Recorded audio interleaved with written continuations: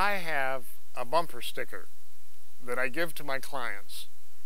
And what the bumper sticker says is, "Help! My brain has a mind of its own." And that's the problem. And almost everybody knows what that feels like. That your brain seems to be operating as if it has a mind of its own. It goes on doing things you don't want it to do, particularly when we have a strong emotion going on. As a matter of fact, almost everybody knows what obsessive thinking is. We have a particular problem, and then what happens is we think over and over and over and over again, and we can't turn it off. The Dalai Lama says that the human brain is like a TV set that you can't turn off and you can't find the remote.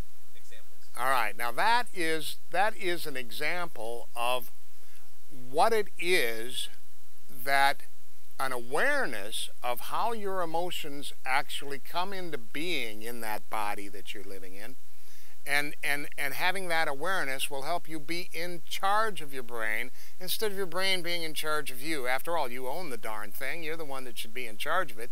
And here's the key. Every thought you think produces emotional chemicals. They're called neuropeptides. They're the molecules of emotion. And those neuropeptides cascade through your entire body in less than a second and affect every cell in your body. Therefore, it literally is true that with your patterns of thinking, you can think yourself sick or you can think yourself well.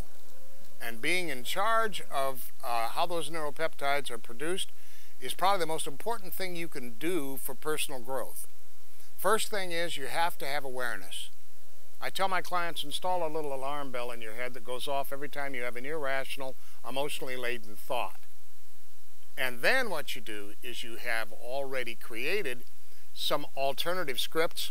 Maybe you put it on a 3x5 card, maybe you stuck it in your computer, maybe you've got it on your iPhone. But what you do is you then repeat what that more rational, emotionally appropriate self-talk is. And every time you repeat that rational, emotionally appropriate self-talk, you are going to be causing the law of atrophy to affect the old patterns of thinking, and the new patterns of thinking will eventually become dominant. And in doing so, you have recreated yourself. You have been doing what is called brain engineering. That thing between your ears is a biocomputer, and it's programmed differently than electronic computers. You program it with ideas.